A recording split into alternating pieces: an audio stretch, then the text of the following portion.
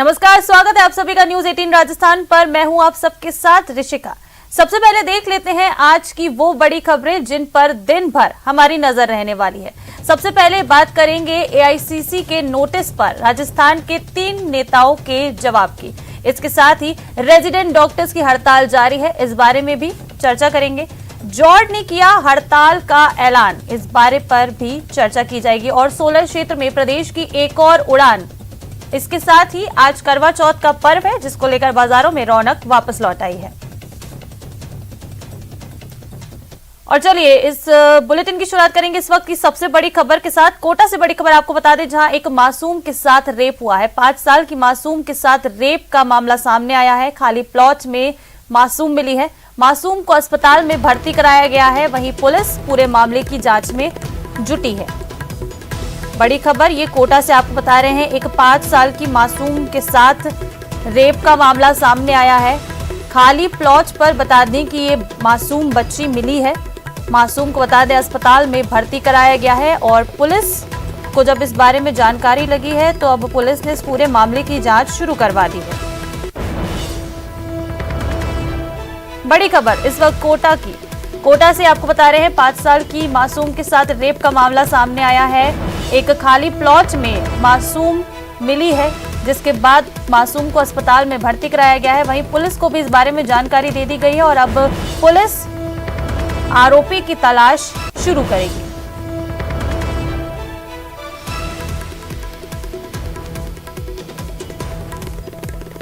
कोटा से ये बड़ी खबर आपको बता रहे हैं, यहां एक 5 साल की मासूम के साथ रेप का मामला सामने आया है।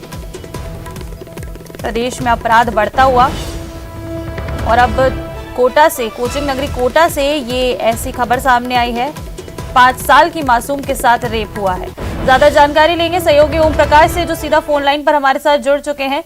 ओम प्रकाश, क्या कुछ जानकारी है इस मामले में?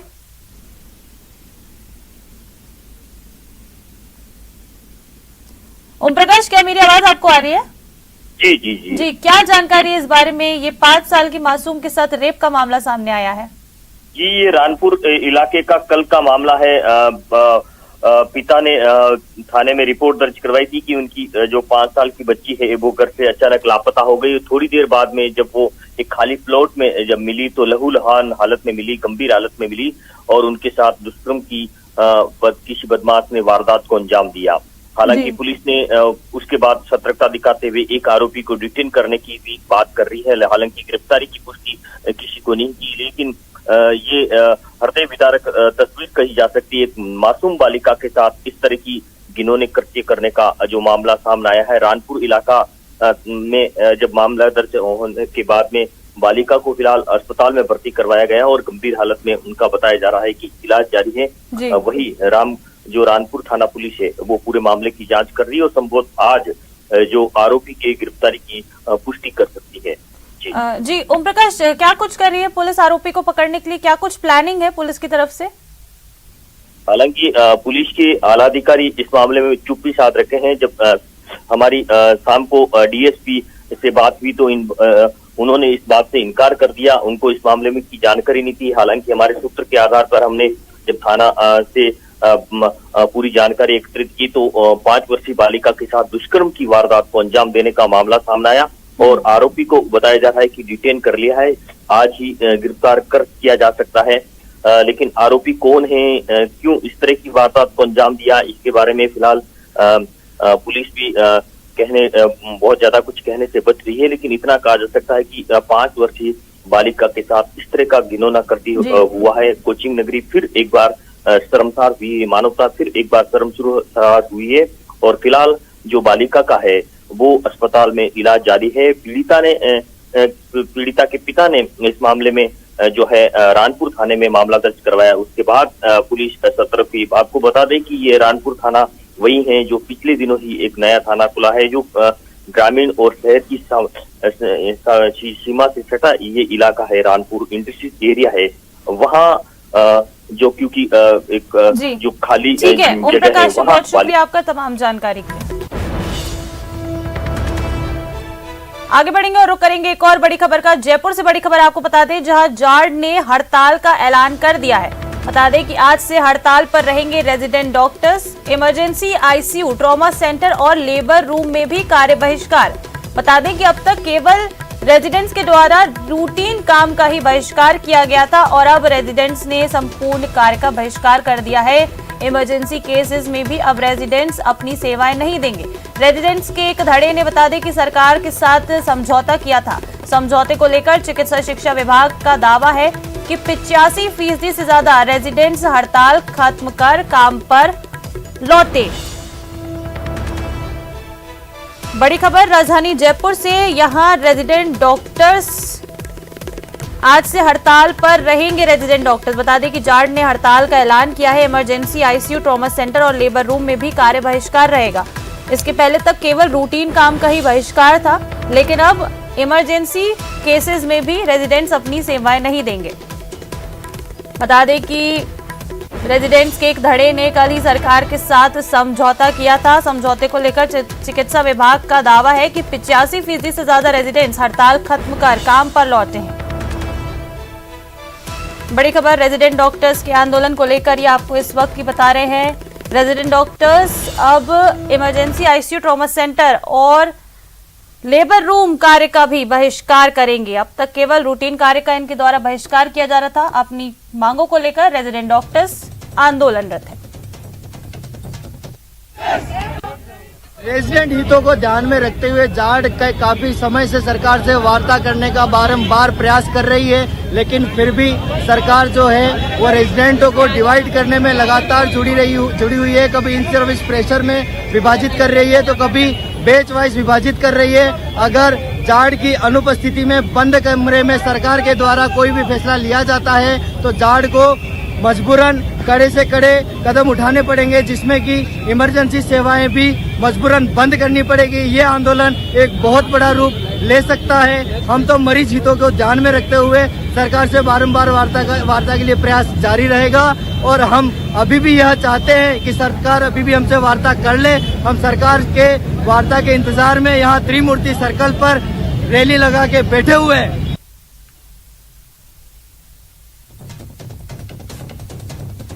तो चलिए ज्यादा जानकारी लेंगे डॉक्टर्स की इस हड़ताल को लेकर हमारे सहयोगी सौरभ से, जो हमारे साथ फोन लाइन पर जुड़ चुके हैं। सौरभ, क्या कुछ अपडेट है रेजिडेंट डॉक्टर्स की हड़ताल को लेकर? देखिए, कल चिकित्सा शिक्षा विभाग के अधिकारियों के साथ रेजिडेंट डॉक्टर्स के एक धड़े की जो है वो चर्चा हुई थी। इस धड़े में जयपुर के अलावा राजस्थान के जो अलग अलग मेडिकल कॉलेज हैं उनके जो अध्यक्ष हैं उनके साथ जो है वो चर्चा हुई और सरकार के साथ उनका समझौता हुआ, जिसके बाद उन्होंने जो है वो कार्य बहिष्कार यानी हड़ताल से वापस आने का ऐलान जो है वो कर दिया। लेकिन जयपुर का जो एसएमएस मेडिकल कॉलेज है, इसकी जो एसोसिएशन है जार्ड, इनका साफ तौर पर कहना है कि सरकार ने हमसे बातचीत नहीं की और इन लोगों से हमारी मतलब रेजिडेंट की जो यूनिटी है उसको तोड़कर सरकार ने उनसे बात की और जार्ड से बातचीत नहीं की। इस कारण से उनका आंदोलन लगातार जारी रहेगा। अब तक ये लोग रूटीन कार्य बहिष्कार कर रहे थे। आज से तमाम जो आईसीयू और इमरजेंसी और लेबर रूम और ट्रोमा का जो भी कामकाज था, आज से वे भी जो है वो कार्य बहिष्कार पर चले गए। ऐसे में दिक्कतें जो है वो ऐसे में अस्पताल में बढ़ सकती है, क्योंकि अगर ये काम भी अगर नहीं होंगे तो कई तरह के ऑपरेशन और कई तरह की मुश्किलें जो है वो सामने देखने को मिल सकती है। जी बिल्कुल सौरभ, रेजिडेंट्स ने अब इमरजेंसी केसेस का भी बहिष्कार करने का बोला है, तो अब जाहिर सी बात है कि हॉस्पिटल्स में परेशानियां बढ़ सकती हैं। आपका शुक्रिया तमाम जानकारी के लिए। आगे बढ़ेंगे और दीपावली पर्व की तैयारियों को लेकर समीक्षा बैठक की गई है। मुख्यमंत्री अशोक गहलोत ने ये बैठक ली है। आओ हम सब मिलकर बनाएं, गहलोत ने बता दें कि आओ हम सब मिलकर बनाएं दीपोत्सव, ये सीएम अशोक गहलोत ने कहा है। हर प्रदेशवासी के जीवन में खुशहाली लाने के हो प्रयास, अधिकारियों को दिए सभी माकूल इंतजाम करने के निर्देश, शुद्ध के लिए युद्ध अभियान की प्रगति। और बता दें कि इस बैठक में मंत्री प्रसादी लाल मीणा, मंत्री शकुंतला रावत भी मौजूद थे। मुख्य सचिव उषा शर्मा सहित अन्य अधिकारी भी इस मीटिंग में मौजूद थे। दीपावली की तैयारियों को लेकर ये समीक्षा बैठक आयोजित की गई थी। मुख्यमंत्री अशोक गहलोत ने ये बैठक ली थी, जिसमें तमाम बड़े अधिकारी और नेता मौजूद रहे। सीएम अशोक गहलोत ने कहा है, चलो आओ हम सब मिलकर दीपोत्सव मनाएं, हर प्रदेशवासी के जीवन में खुशहाली लाने के प्रयास किए जाएं। इसके साथ ही सीएम अशोक गहलोत ने अधिकारियों को सभी माकूल इंतजाम करने के निर्देश दिए हैं, क्योंकि दीपावली का त्योहार बस आने ही में है।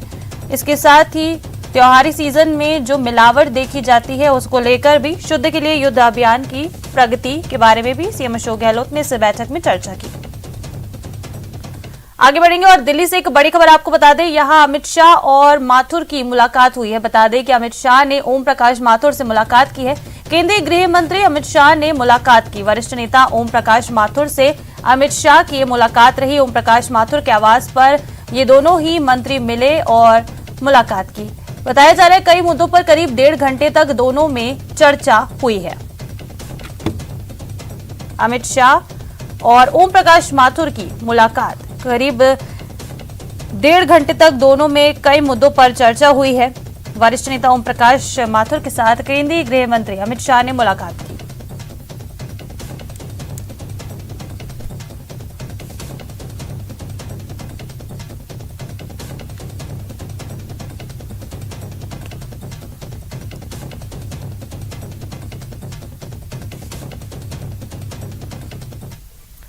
सोलर एनर्जी के क्षेत्र में राजस्थान एक और नई उड़ान भरने जा रहा है। सोलर एनर्जी के क्षेत्र में राजस्थान में 1190 मेगावाट की नई यूनिट लगने जा रही है। इसको लेकर आज राजधानी जयपुर के एक निजी होटल में मुख्यमंत्री अशोक गहलोत और केंद्रीय कोयला मंत्री प्रहलाद जोशी की उपस्थिति में एमओयू होने जा रहा है।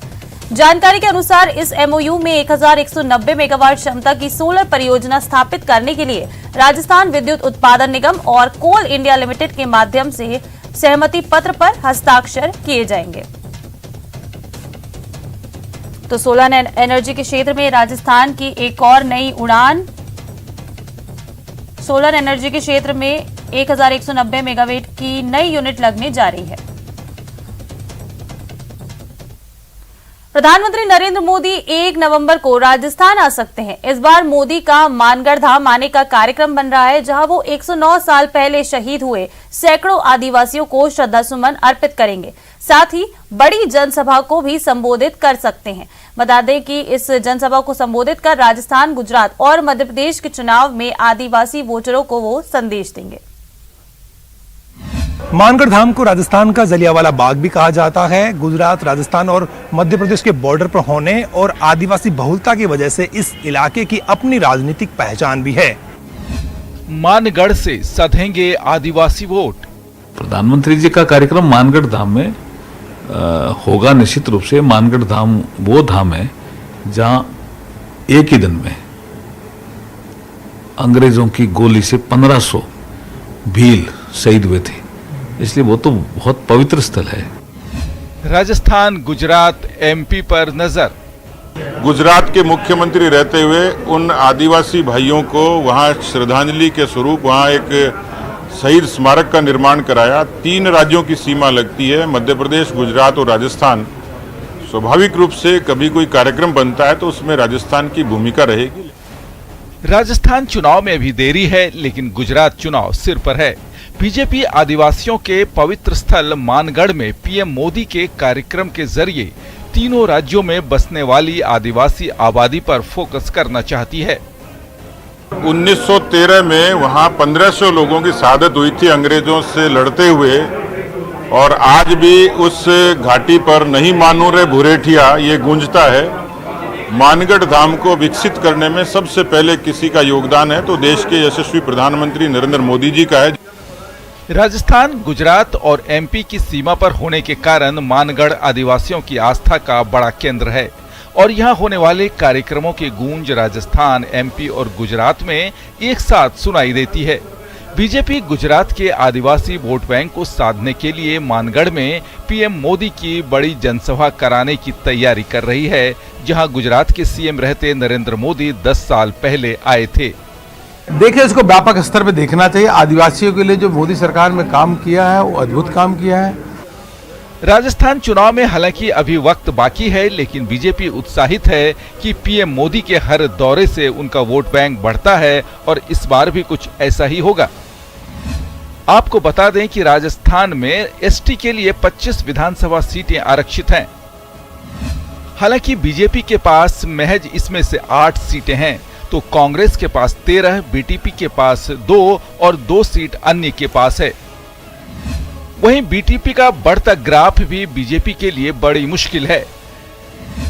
बांसवाड़ा, डूंगरपुर, प्रतापगढ़ और उदयपुर ग्रामीण जिले को लेकर बीजेपी ज्यादा चिंतित है। बीजेपी पीएम मोदी के इस दौरे से एक तीर से कई निशाना साधना चाहती है। एक ओर वो कांग्रेस के वोट बैंक में सेंध मारने की कोशिश करेगी, तो बीटीपी की ओर आकर्षित हो रहे युवाओं को पार्टी से करीब लाने के अभियान को आगे बढ़ाएगी। पिछले दिनों गुजरात दौरे पर पीएम मोदी ने राजस्थान के सिरोही जिले की संक्षिप्त यात्रा की थी और वादा करके गए थे कि वो जल्द वापस आएंगे, और अब वो वादा पूरा होता नजर आ रहा है। गुजरात में चुनाव होने जा रहे हैं और इस इलाके का आदिवासी समुदाय गुजरात के वोट को प्रभावित करता है।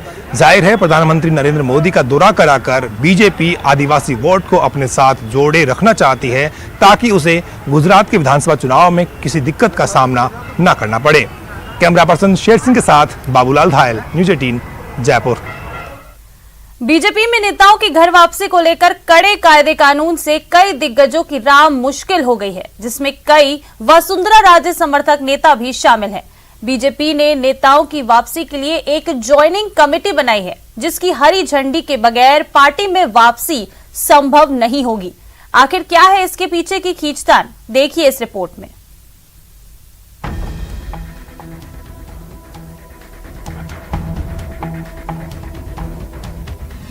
तेईस से पहले अब बीजेपी की खींचतान।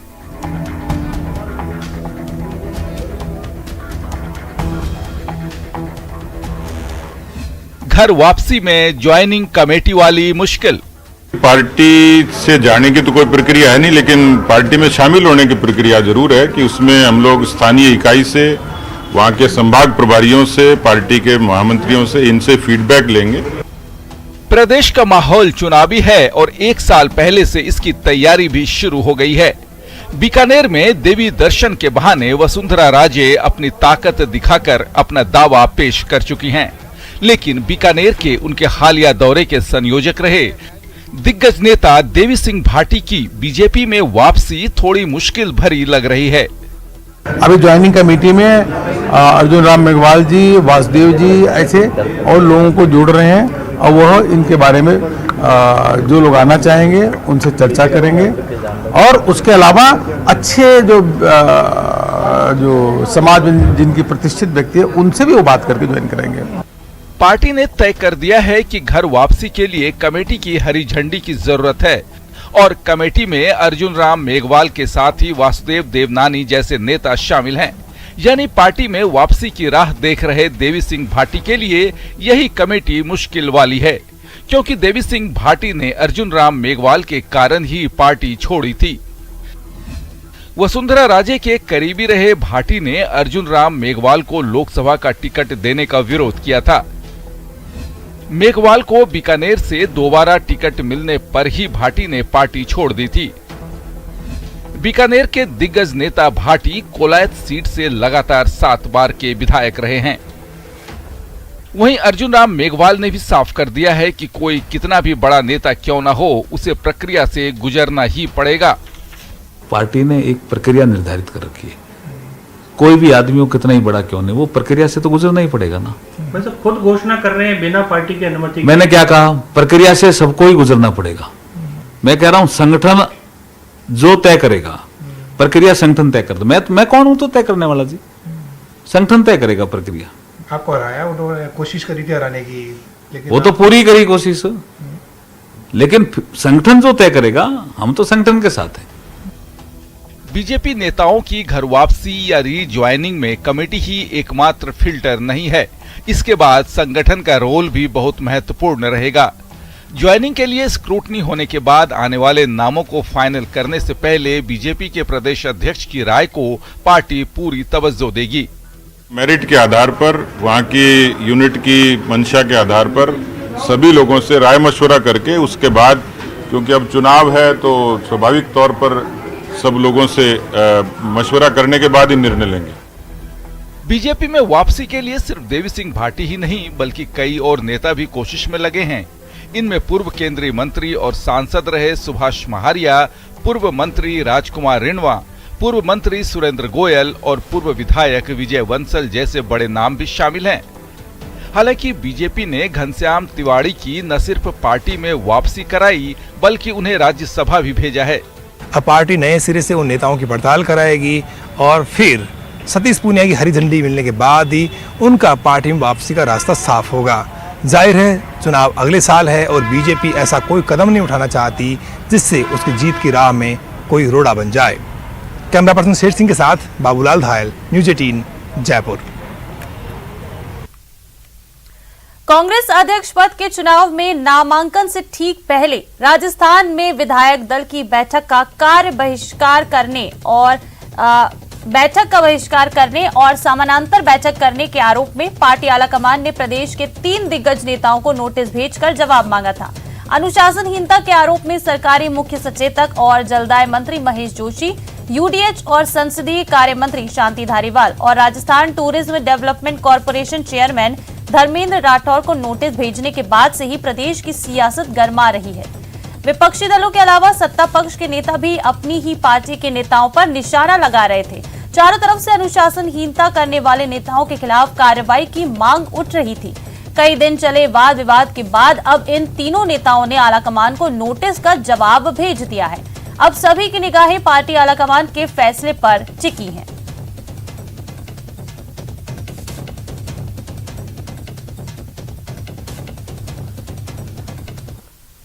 आज पति पत्नी का सबसे महत्वपूर्ण त्योहार करवा चौथ है। कार्तिक महीने के कृष्ण पक्ष की चतुर्थी तिथि के दिन शादीशुदा स्त्रियां सुख सौभाग्य, पति की लंबी उम्र और उनके उत्तम स्वास्थ्य के लिए निर्जला व्रत रखती हैं। सुहाग का ये त्योहार मुख्य तौर पर जीवन साथी के लिए प्रेम, त्याग और समर्पण की भावना को दर्शाता है। करवा चौथ व्रत में सरगी से शुरुआत की जाती है। दिन भर महिलाएं पूजा की तैयारी करती हैं और फिर शाम को शुभ मुहूर्त में करवा माता शिव परिवार की विधिवत पूजा की जाती है। इसके बाद चंद्रमा देखकर अर्घ्य दिया जाता है और पति की हाथों से जल पीकर व्रत का पारण किया जाता है।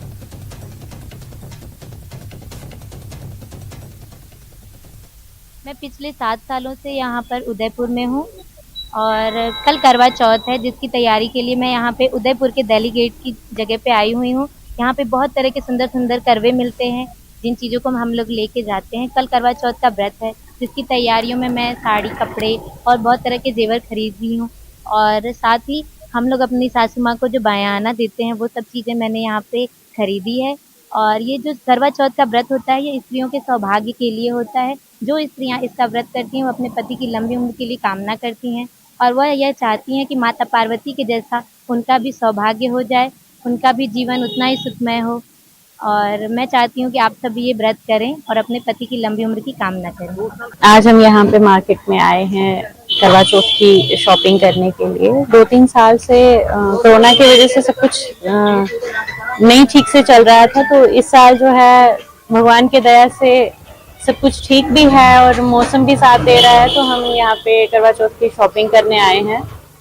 तो ये हमारा एक बड़ा ही पवित्र त्योहार है। इस दिन हम व्रत रखते हैं अपने पति के लिए, तो बड़ी खुशी के साथ हम यहाँ पे शॉपिंग कर रहे हैं और अच्छे से अपने त्योहार की तैयारियां कर रहे हैं। तो कल हमारा करवा चौथ का व्रत है, तो हम सभी बहनें मिलकर बाजार में शॉपिंग करने आए हैं, चूड़ियां वगैरह लेने, हर एक मेकअप का सामान लेने आए हैं। तो पिछले 2-3 सालों से कोविड रहा तो बाजार भी बंद थे, तो हम इतनी शॉपिंग नहीं कर पाए। तो आज बाजार में बहुत ही चहल पहल है, सभी बहनें मिलकर सारा सामान वगैरह खरीद रही हैं, नई ड्रेसेस वगैरह खरीद रही हैं। तो ये व्रत जो है वो भगवान अपने पति की लंबी आयु के लिए रखा जाता है। संयुक्त राष्ट्र महासभा की बहस के दौरान पाकिस्तान द्वारा बार बार जम्मू कश्मीर का मुद्दा उठाने और रूस के खिलाफ यूएन में वोट न करने के मुद्दे पर भारत ने पाकिस्तान को करारा जवाब दिया। संयुक्त राष्ट्र में भारत की स्थायी प्रतिनिधि रुचिरा कंबोज ने पाकिस्तान को कड़े शब्दों में जवाब देते हुए कहा, जम्मू कश्मीर का पूरा क्षेत्र हमेशा भारत का अभिन्न अंग है और हमेशा रहेगा।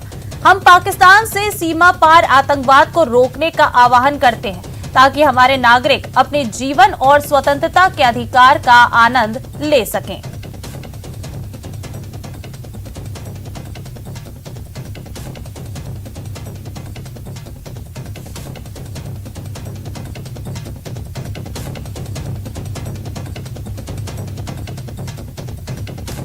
तो इस बुलेटिन में फिलहाल इतना ही। नमस्कार।